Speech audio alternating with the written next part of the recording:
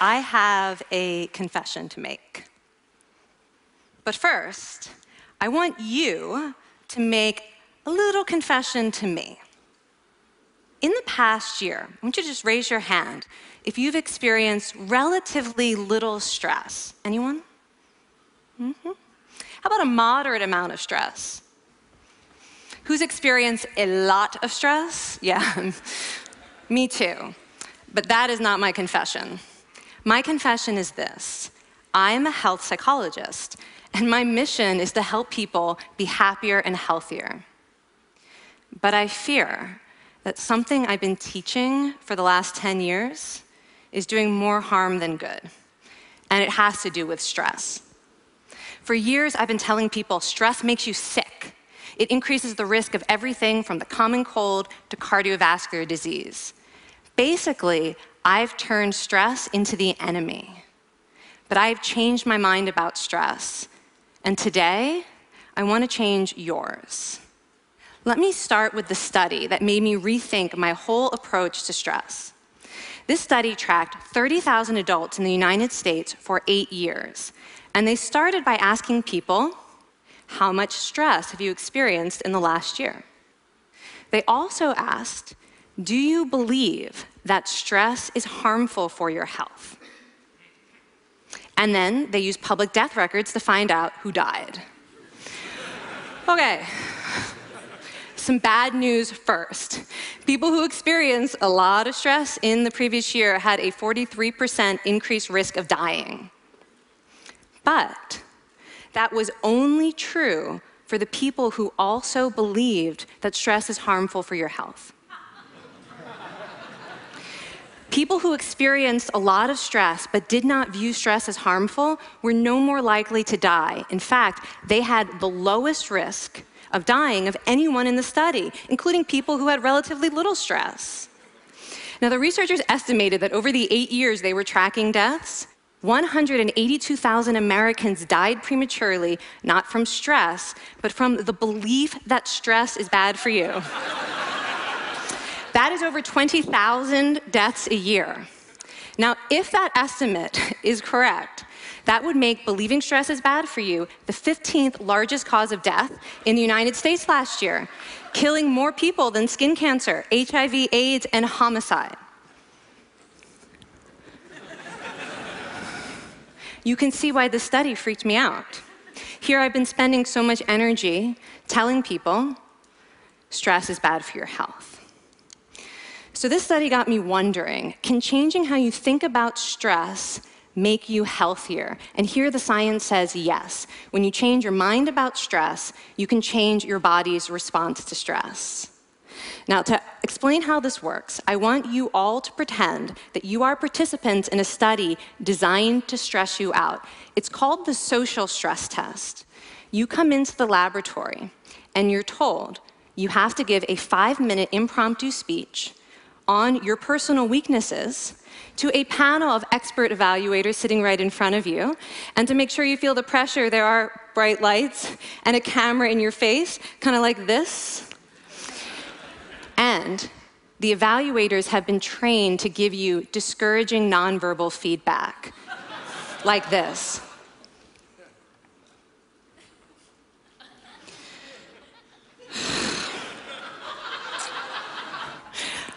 Now that you're sufficiently demoralized, time for part 2, a math test. And unbeknownst to you, the experimenter has been trained to harass you during it. Now, we're going to all do this together. It's going to be fun. For me. Okay. I want you all to count backwards from 996 in increments of 7. You're going to do this out loud as fast as you can, starting with 996. Go. Go faster. Faster, please. You're going too slow. Stop, stop, stop, stop. That guy made a mistake. We're going to have to start all over again. You're not very good at this, are you? Okay, so you get the idea. Now, if you were actually in this study, you'd probably be a little stressed out. Your heart might be pounding. You might be breathing faster, maybe breaking out into a sweat. And normally, we interpret these physical changes as anxiety or signs that we aren't coping very well with the pressure.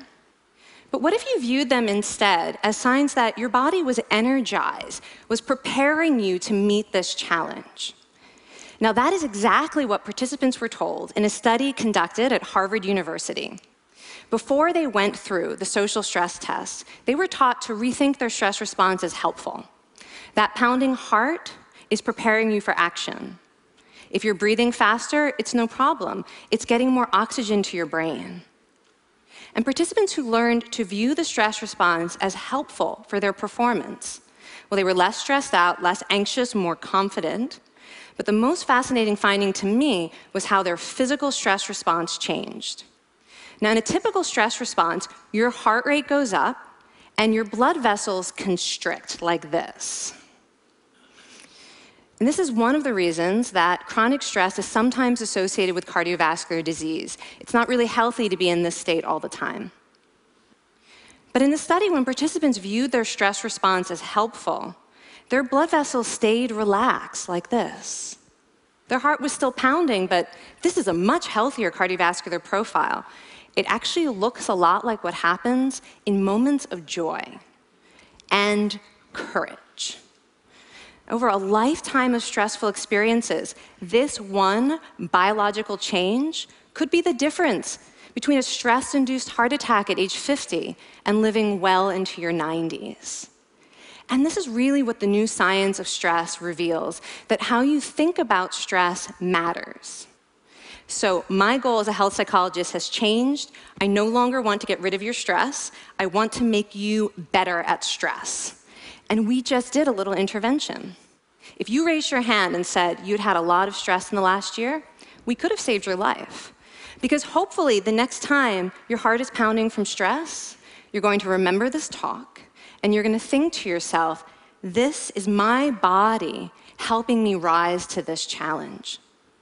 And when you view stress in that way, your body believes you, and your stress response becomes healthier.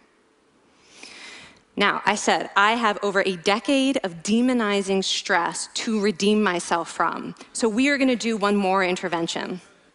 I want to tell you about one of the most underappreciated aspects of the stress response. And the idea is this: stress makes you social. To understand this side of stress, we need to talk about a hormone, oxytocin.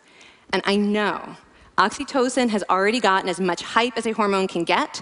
It even has its own cute nickname, the cuddle hormone, because it's released when you hug someone.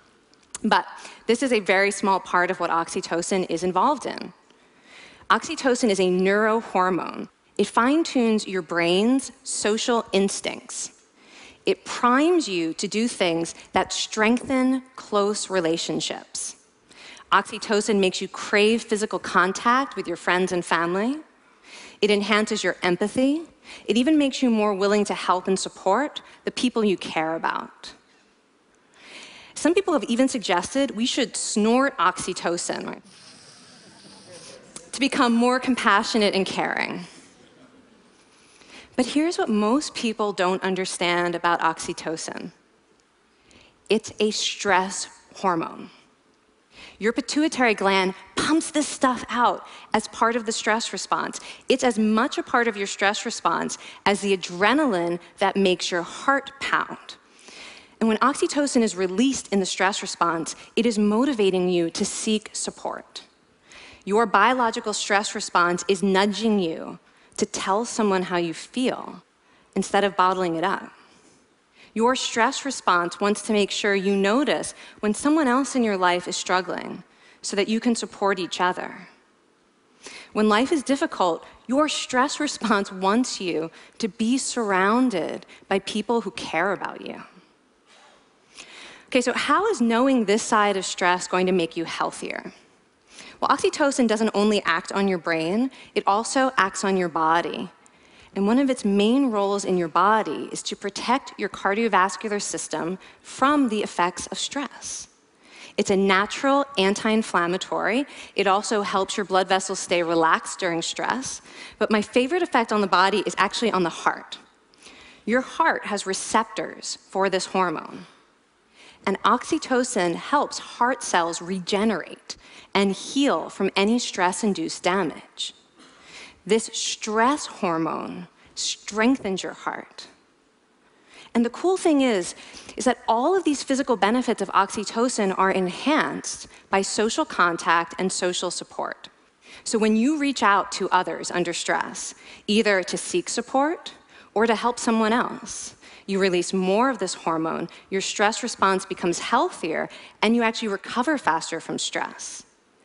I find this amazing that your stress response has a built-in mechanism for stress resilience.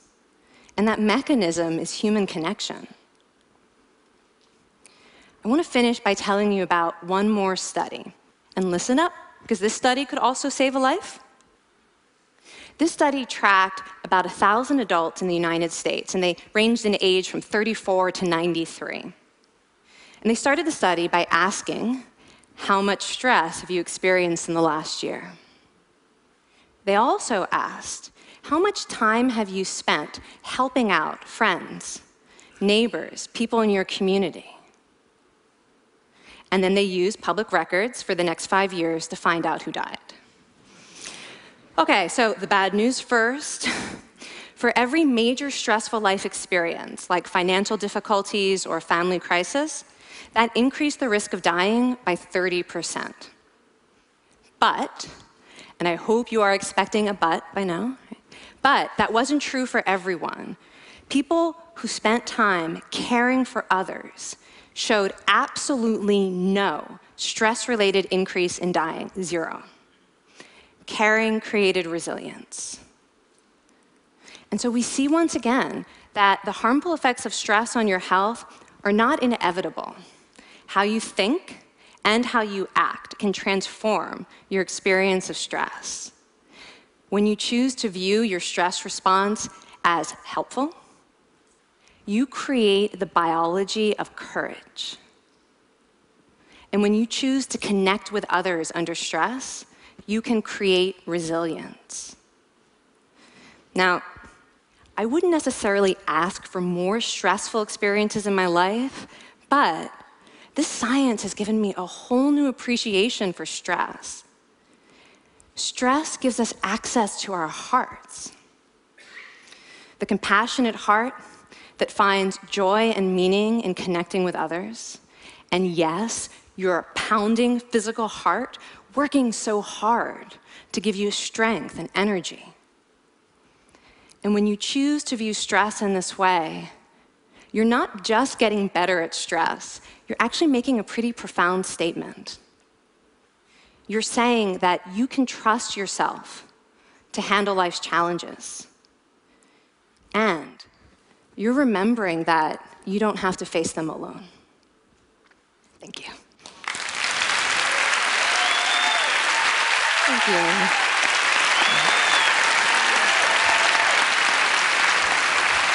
I mean, this is kind of amazing what you're telling us. It seems amazing to me that a belief about stress can make so much difference to someone's life expectancy.